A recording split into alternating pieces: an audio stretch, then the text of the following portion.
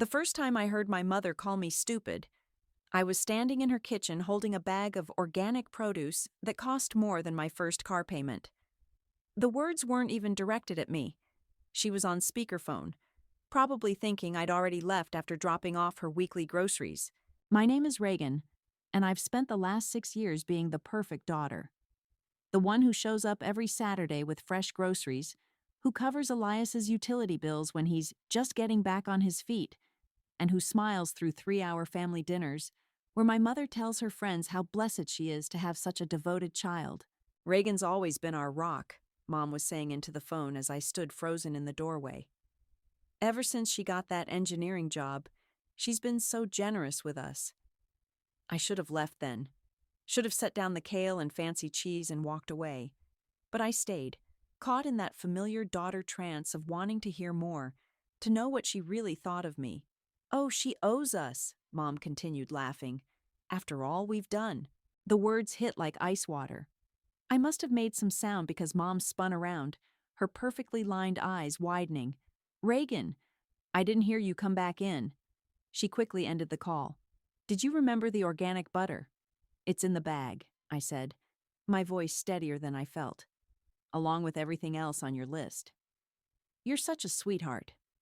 She started unpacking the groceries, chattering about her book club and Dad's golf scores.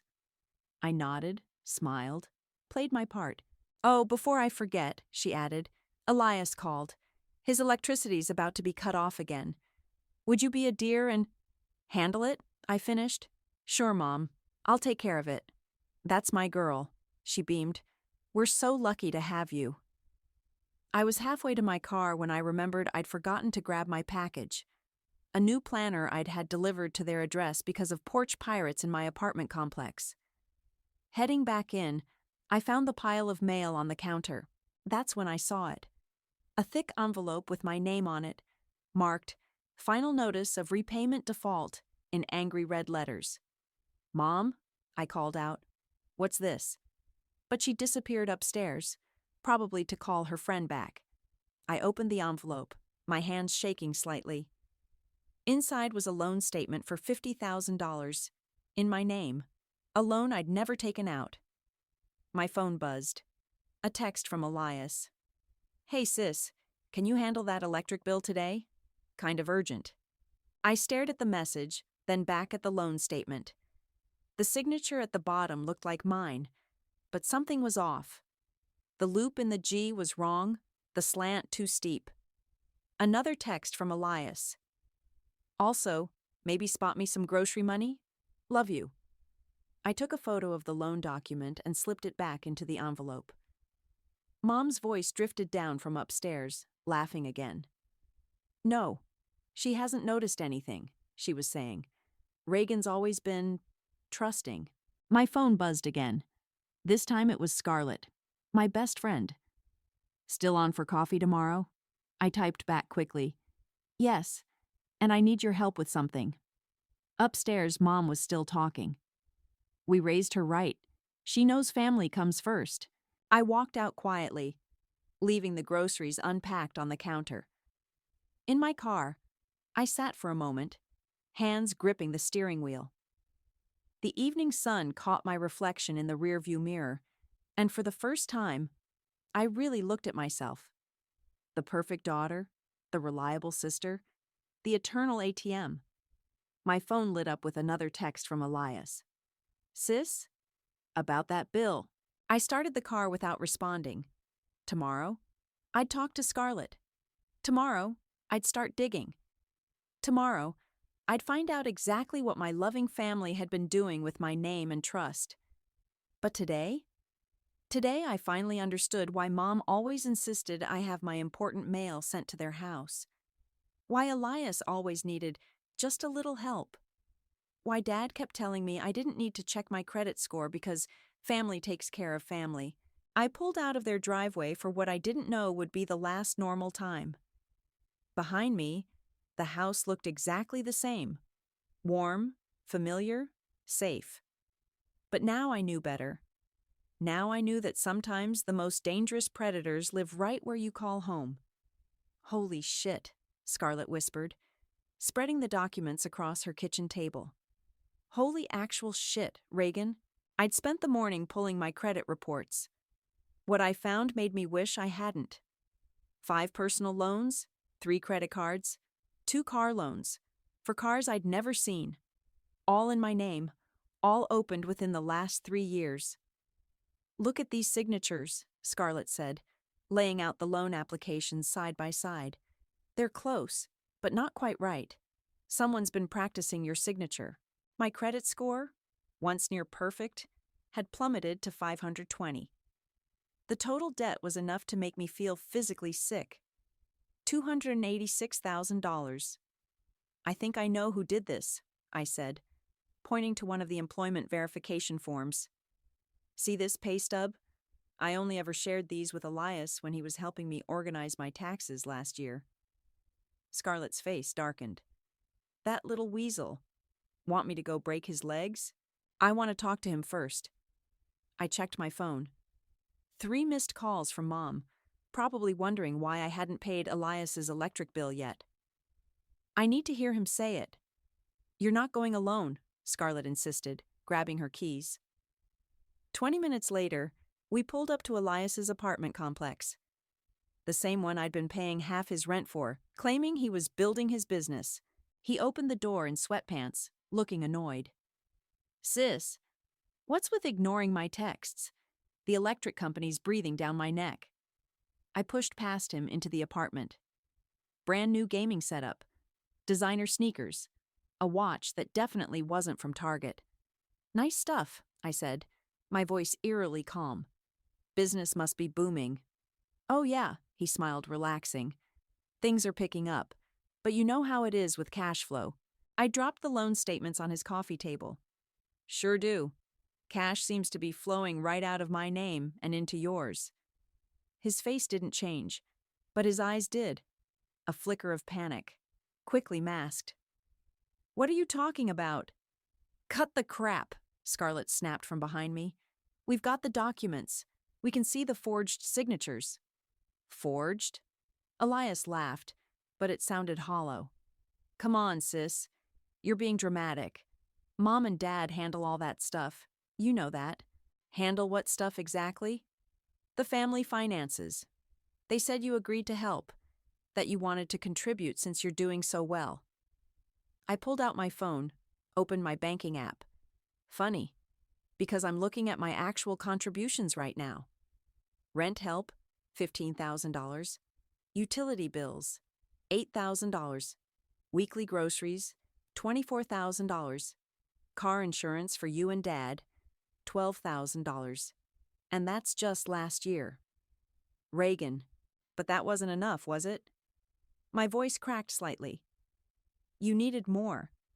So you took my pay stubs, practiced my signature, and decided to help yourself to my credit too. He stepped toward me, hands up. Listen, it's not what you think.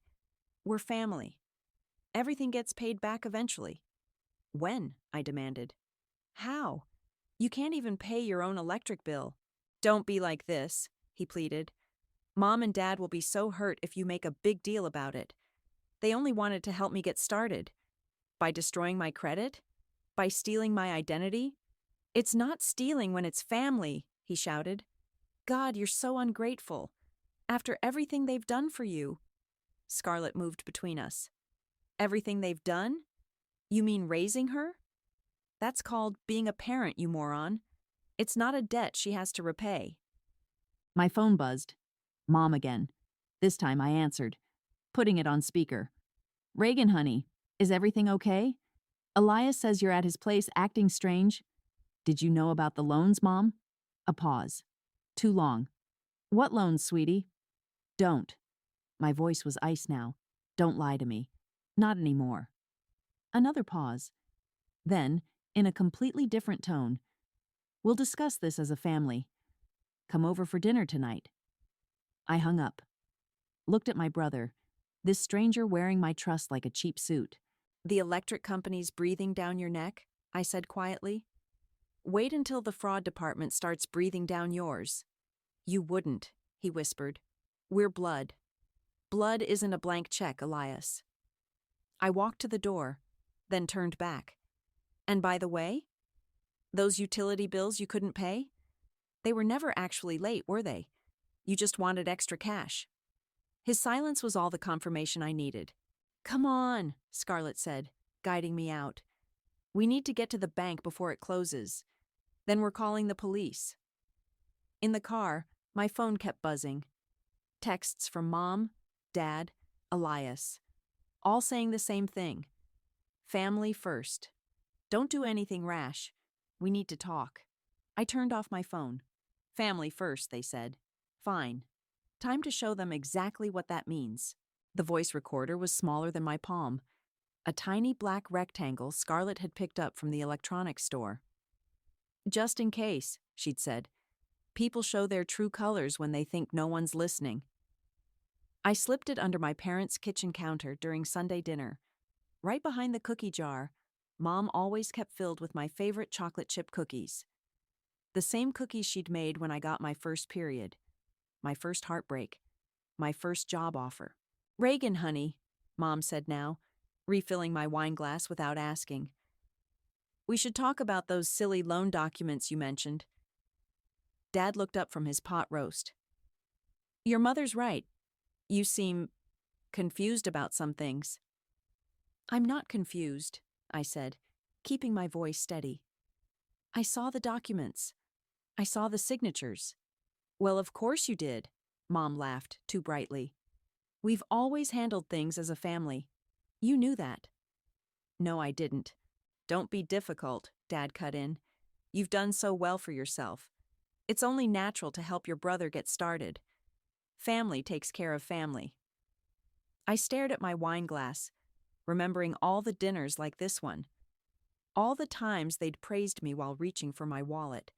I need some air, I said, standing up. Save me some dessert? Mom beamed. Of course, sweetie. We'll sort this all out. I drove around the block and parked, waiting. 2 hours later, I watched them leave for their weekly bridge game. The house dark, I slipped back in, using my key, and retrieved the recorder. In my car, I pressed play. She's actually upset about this? Dad's voice, incredulous. After everything we've given her? She'll get over it, Mom replied. She always does. Remember when she found out we used her college fund for the boat? God, she's too stupid to notice half the things we do. Elias's voice now. Remember when she believed that story about me needing rent money because I was robbed? Laughter. My mother's voice again. At least she's good for something. Unlike you, Elias. When are you going to get a real job? Why should I? Reagan's credit score is doing all the work. More laughter. Speaking of which, Dad cut in, we need another car loan. The Mercedes is... I stopped the recording, my hands shaking. 6 years of family dinners. 6 years of, we're so proud of you. 6 years of lies. My phone buzzed. A text from Scarlett. How'd it go? I drove to her place, the recorder feeling like a bomb in my pocket. She opened her door, took one look at my face, and pulled me inside. Play it, she said. We sat on her couch as their voices filled the room. With each laugh, each casual mention of their theft, each mockery of my trust, I felt something inside me harden. I'm going to be sick, I whispered when it finished. No, Scarlett said firmly. You're going to be smart. You're going to be strategic. And you're going to make them pay. She pulled out her laptop, opened a document. I've been doing research. Identity theft within families is more common than you'd think. But it's still a felony. They're my parents, I said weakly. No. They're criminals who happen to raise you. There's a difference. My phone buzzed again. A text from Elias. Hey sis, about that electric bill. Look at this, Scarlett said, pointing to her screen. Maximum sentence for identity theft. 30 years. Minimum, 2 years. Plus, restitution. Another text from Mom. Honey, we need to discuss the family finances. Come over tomorrow? I thought about the recorder, still warm in my pocket. Thought about years of manipulation hidden behind maternal smiles and family dinners. They think I'm stupid, I said quietly. They think I'll just roll over and take it. So prove them wrong. I pulled out my phone, typed a reply to Mom. Can't tomorrow, but I'll come by Saturday. We'll sort everything out then. What are you planning? Scarlett asked. I opened my banking app, started canceling automatic payments. They want to talk finances? Fine. But first, I'm going to gather every piece of evidence, every forged document, every fake signature, every recorded conversation. And then I'm going to serve it to them like one of Mom's Sunday dinners. I looked at Scarlett, feeling something close to peace. They think this ends with tears and manipulation? I'm going to end it with handcuffs. My phone buzzed one last time. Dad. Don't do anything you'll regret, Princess. Family first, remember? I turned off my phone, thinking of the recorder's revelations, of years of theft hidden behind parental concern, of my brother's laughter as he mocked my trust. Yeah, Dad, I whispered. Family first. And it's time this family learned about consequences. Ms. Reagan, the bank investigator, Lewis, adjusted his glasses as he reviewed the documents spread across his desk. This is extensive. I'd spent the week gathering evidence.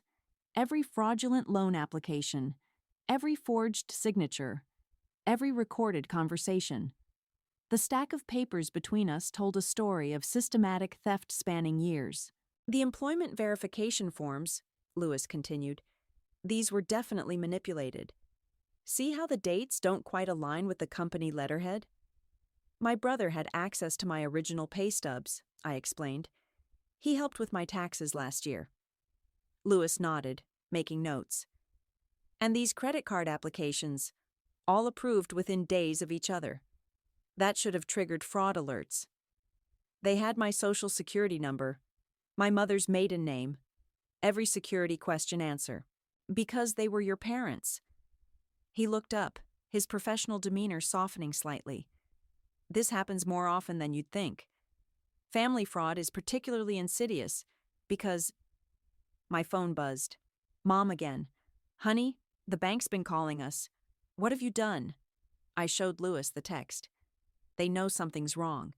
The automatic payments I canceled. Good, he said, surprising me. Let them worry. We've frozen all the fraudulent accounts. Now we wait for them to make mistakes. As if on cue, my phone rang. Elias. Should I answer? Lewis pressed record on his desk device and nodded. Reagan. Elias's voice was frantic. What the hell?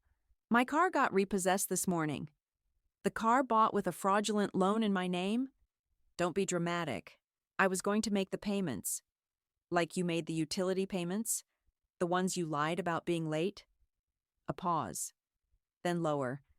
You're making a huge mistake. Mom and Dad are furious. They said if you don't fix this, fix what exactly? The identity theft? The fraud? The years of stealing? We're family, he shouted. You can't do this to family. Watch me. I hung up. Lewis was already noting the time and date of the call. That's an implicit admission of guilt, he said. We can use that. My phone buzzed again. A text from Dad. Princess, your mother's crying. Is this how you repay us for everything we've done? Before I could respond, Lewis's office phone rang. His expression changed as he listened. They're trying to empty the accounts, he said after hanging up. All of them, even the legitimate ones. Can they do that? They're trying, but we've flagged everything. He started typing rapidly. And they just made our job much easier. Attempting to hide assets after fraud discovery? That's another charge. A knock at the door. A woman in a police uniform entered, badge displayed. Detective Smith, she introduced herself. I've been assigned to your case. Mind if I sit in? For the next hour, we walked through everything. The loans, the forged documents, the recordings. With each piece of evidence, Detective Smith's expression grew darker. The premeditation here is stunning, she said finally. the systematic abuse of trust, the calculated nature of the theft. She looked at me directly. You understand this will mean criminal charges? Prison time? I nodded, my throat tight. They're your parents, she said gently. Are you sure you want to proceed? My phone buzzed one final time. A group text from Mom to the family. Reagan's confused. She's always been emotional, always needed guidance. That's why we managed her finances. She'll understand once she calms down. Family meeting tonight? Mandatory. I showed them the text. Still manipulating, Detective Smith observed. Still trying to control the narrative. And you? Lewis asked. What's your narrative? I thought about years of Saturday groceries, of utility bills and rent checks, of praise that came with price tags, of family dinners seasoned with mockery. My narrative? I pulled out one final document, a handwritten note I'd found in Elias's apartment during a legal search. His sloppy handwriting bragging about his latest loan from his stupid sister. My narrative is simple, I said. They committed fraud. They stole my identity. They betrayed my trust. And now they face consequences. Detective Smith nodded, gathering her files. We'll need you to come down to the station tomorrow. Formal statements, warrant applications. And then we arrest them, all of them. She paused at the door. Fair warning, family fraud cases get ugly. They'll say horrible things. Try to turn others against you. Are you ready for that? I thought of the recordings, of their laughter at my expense, of years of calculated theft hidden behind parental concern. They already say horrible things, I replied.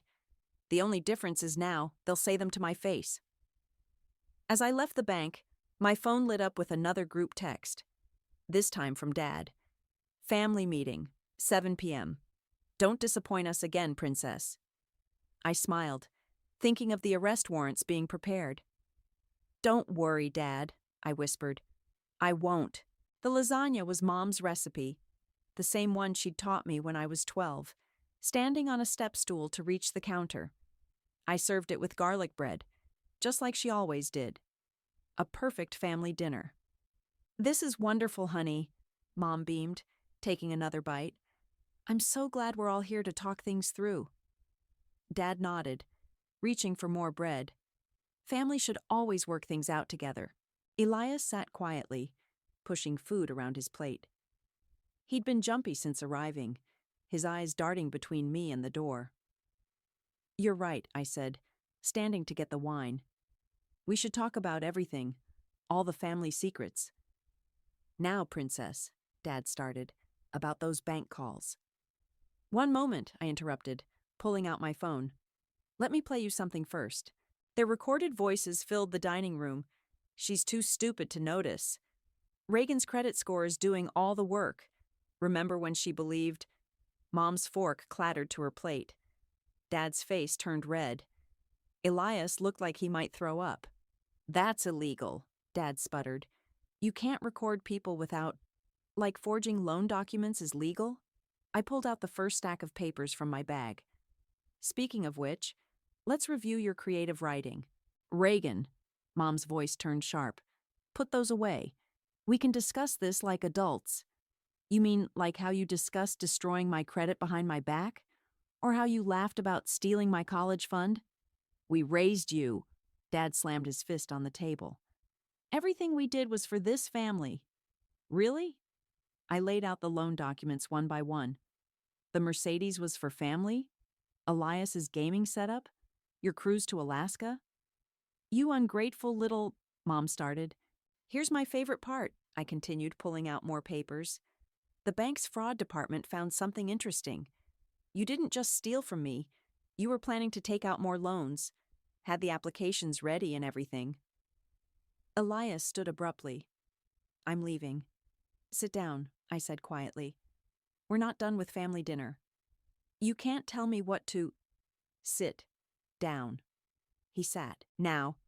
I pulled out 3 identical folders, placed one in front of each of them. Here's everything. Every forged document. every fraudulent loan, every recorded conversation, all stamped and verified by the bank's fraud division. Mom's hands shook as she opened her folder. You wouldn't dare. We're your parents. Funny thing about parents, I said, checking my watch. They're supposed to protect their children, not steal from them. The doorbell rang. Expecting someone? Dad's voice was dangerous now. Actually, yes. I stood to answer it. I invited a few more people to our family dinner. Detective Smith stood at the door with 2 uniformed officers. Good evening, she said, stepping inside. I hope we're not interrupting dessert. The scene exploded. Mom screamed. Dad lunged for the back door, but found another officer waiting. Elias just sat there, staring at his folder like it might disappear if he looked hard enough. Brianna, Jarrett, and Elias, Detective Smith read from her papers, you're under arrest for identity theft, fraud, and conspiracy. As the officers began reading rights and applying handcuffs, Mom turned to me one last time. How could you? She sobbed. After everything we've done for you? That's just it, Mom. I gathered the folders while an officer secured her hands. You didn't do anything for me. Everything was for you. Always. We'll fight this, Dad growled as they led him out. You think anyone will believe you over your own parents? The evidence speaks for itself, Detective Smith answered for me. And attempting to empty those accounts yesterday? Not your smartest move. Elias was the last to be cuffed. He stopped beside me on his way out. You know what this means, right? He whispered. You'll have no one left. No family at all. I thought about Scarlett, waiting at her place with ice cream and support. About Detective Smith's quiet understanding. About the bank investigators' respect. I already have a family, I replied. Just not the one that stole from me? After they left, I stood in my silent dining room. Half-eaten lasagna grew cold on plates they'd never finish. Mom's wine glass still held her lipstick print. Dad's napkin lay crumpled where he'd thrown it. My phone buzzed. Scarlett. Is it done? I looked around at the remnants of our last family dinner. At the empty chairs where manipulation once sat disguised as love. At the space where family first meant you last. It's done, I typed back. They're gone. You okay? I touched Mom's lipstick-stained glass, thinking of all the family dinners that would never happen again. All the Sunday calls that wouldn't come. All the holidays that would feel different now. No, I replied honestly, but I will be. You've got 6 new voicemails, Scarlett announced, scrolling through my phone.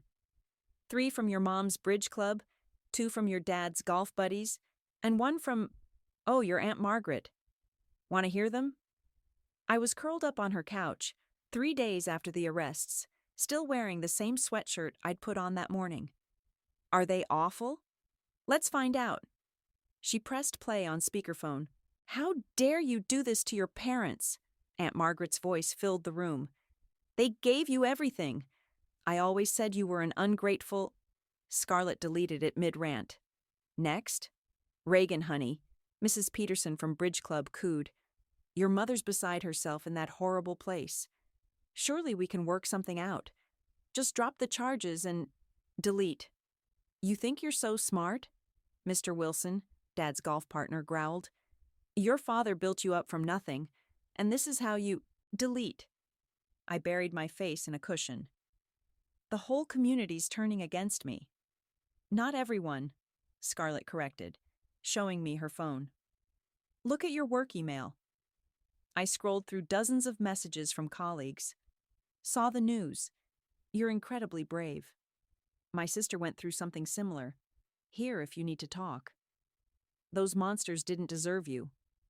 My phone rang. Detective Smith. Reagan, we found something you need to see. Can you come to the station? 20 minutes later, I stared at more documents spread across the detective's desk. A joint account? I whispered.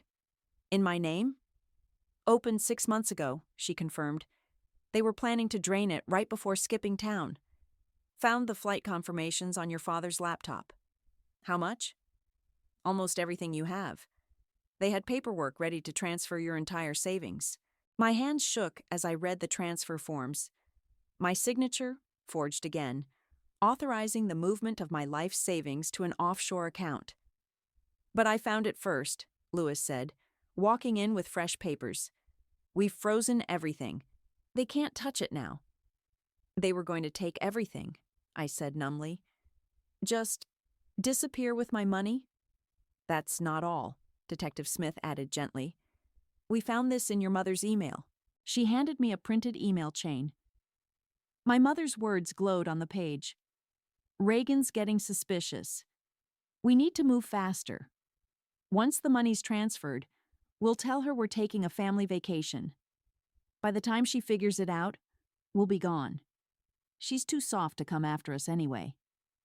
When? I asked. When were they planning this? Next month, Lewis replied. Right after they took out 2 more loans in your name. My phone buzzed. A text from an unknown number. This is Elias. Made bail. We need to talk. Don't, Detective Smith warned. Anything you say could compromise the case. Another text. Come on, sis. Coffee at Joe's? For old time's sake? He made bail? Scarlett asked incredulously. Rich grandparents, Detective Smith explained. But your parents are still in custody. The flight risk is too high. My phone kept buzzing. Reagan, please. I can explain everything. What do I do? I looked at Detective Smith. She considered for a moment. Meet him. Wear a wire. Let's see what he has to say. An hour later, I sat across from Elias at our old coffee spot. He looked terrible, unshaven, dark circles under his eyes. You look awful, I said. Prison does that. He stirred his coffee endlessly. Listen, about everything. Save it. I saw the transfer forms, the escape plans. He flinched. That wasn't my idea. Mom and Dad were going to steal my life savings and disappear. And you knew. I was going to warn you. He leaned forward. Eventually, once I got my share. The casual cruelty of it struck me silent. Come on, sis, he tried, smiling. We can fix this. Just drop the charges. We're still family. Family? I stood up slowly. You were going to let them steal everything I had.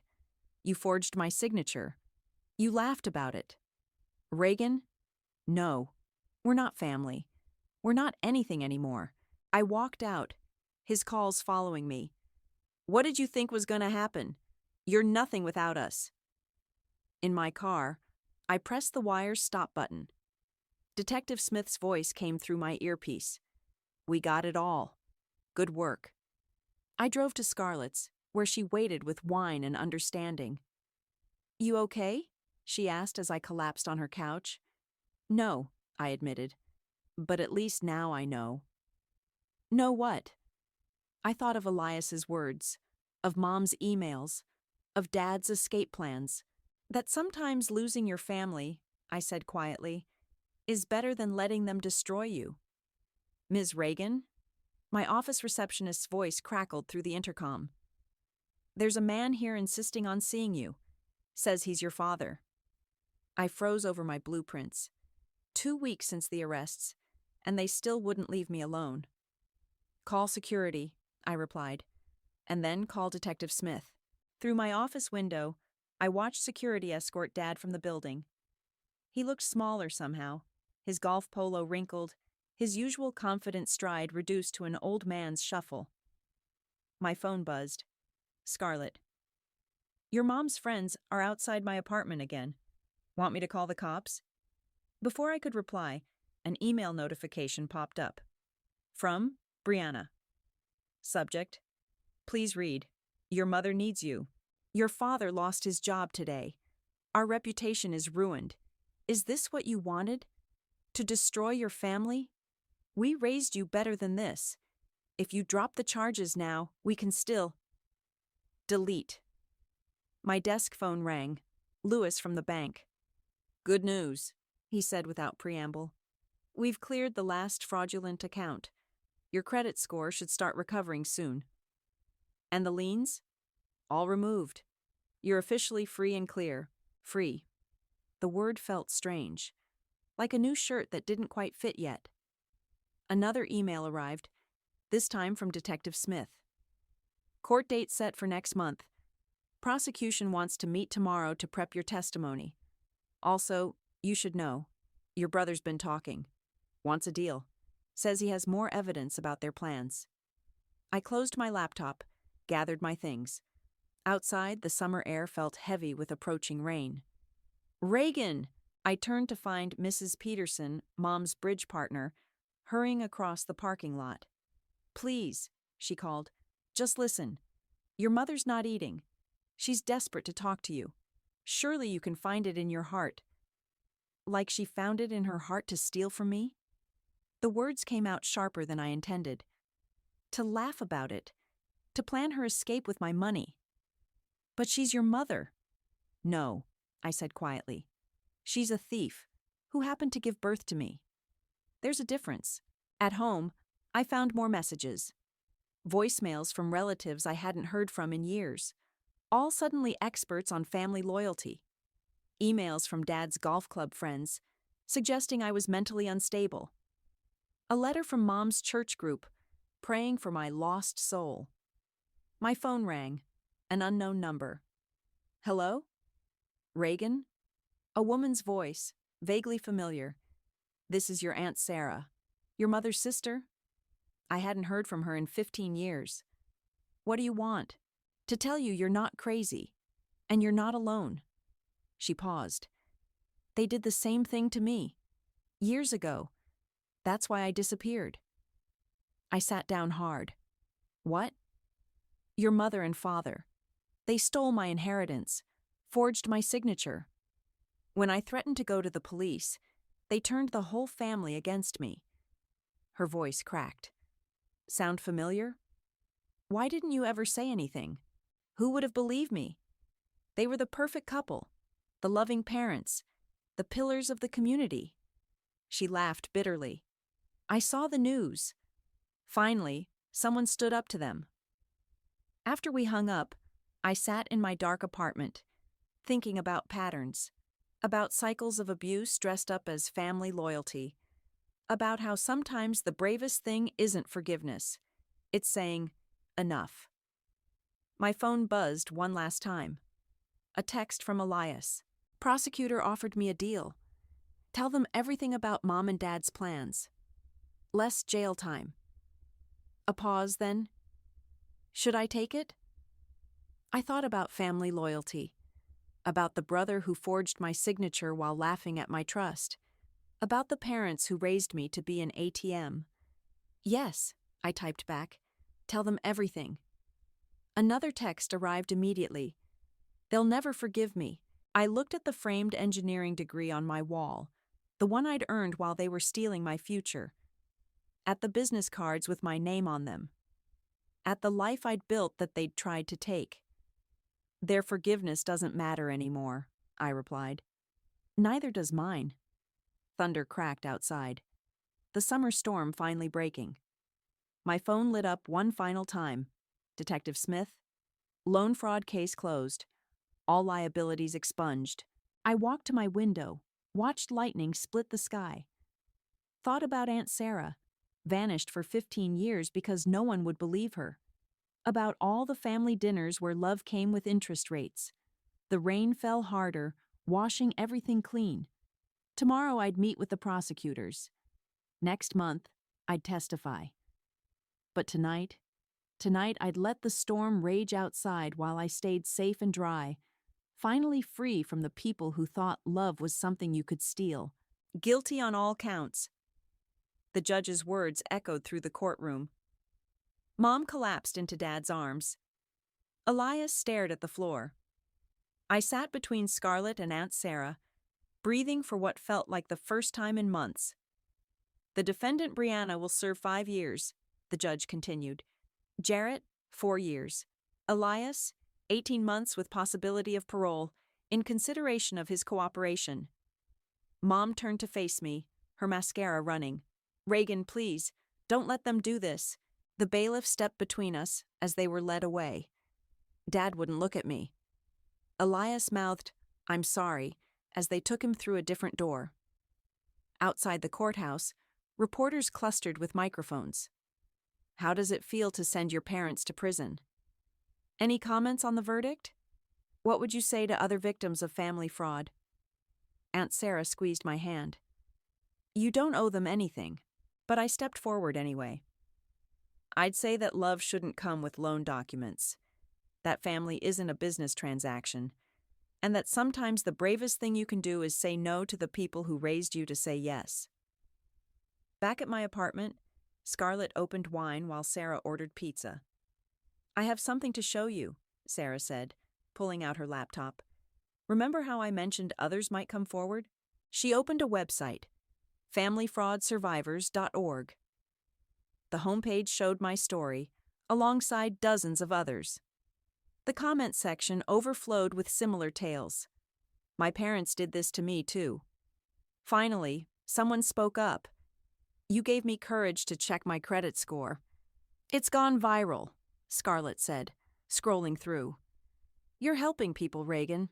My phone buzzed. "Detective Smith. Thought you'd want to know. Your parents' house just sold at auction. Restitution payments will start next week." I walked to my window, looked out at the city. Somewhere out there, Mom and Dad were heading to separate prisons. Elias to a minimum security facility. Their perfect family facade finally shattered. The doorbell rang. Lewis from the bank. "Sorry to interrupt," he said, holding up a folder, "but I thought you'd want to see this in person." Inside was a single document. My new credit report. Score, 810. "How?" I whispered. "Turns out when you help bust a major fraud ring, credit agencies pay attention." He smiled. "Congratulations. You're free and clear." Sarah came to stand beside me. "Speaking of clear," she handed me another document. "I had my lawyer draw this up. Legal name change papers. Just needed my signature." "You don't have to keep their name," she said softly. "You don't have to carry them with you anymore." I thought about Mom's maiden name. No, that carried too much history. Thought about making up something new. But then I looked at Scarlett, who'd stood by me through everything. "Actually," I said, "I know exactly what name I want." I filled out the form. Reagan Wise. "Your last name?" Scarlett's eyes welled up. "Really? You're more family than they ever were." My phone buzzed one last time. An email from the Family Fraud Survivors website. "Would you consider speaking at our next support group?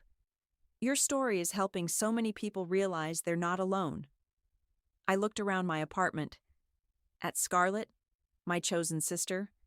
At Sarah, the aunt who understood. At Lewis, who'd helped me rebuild. At the life I'd reclaimed. "Yes," I typed back. "I'll tell them everything."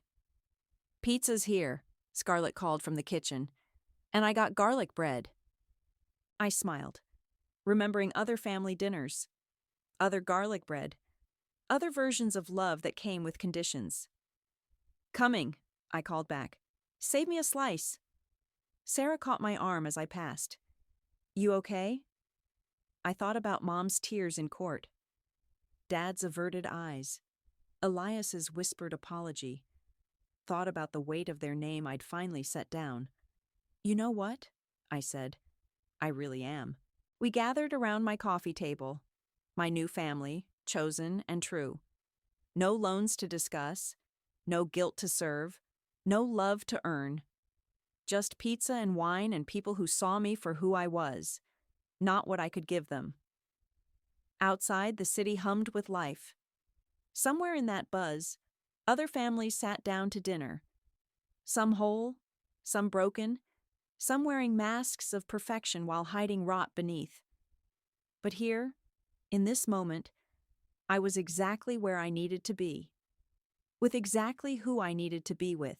Reagan Wise. It fit perfectly. Like finally coming home to myself.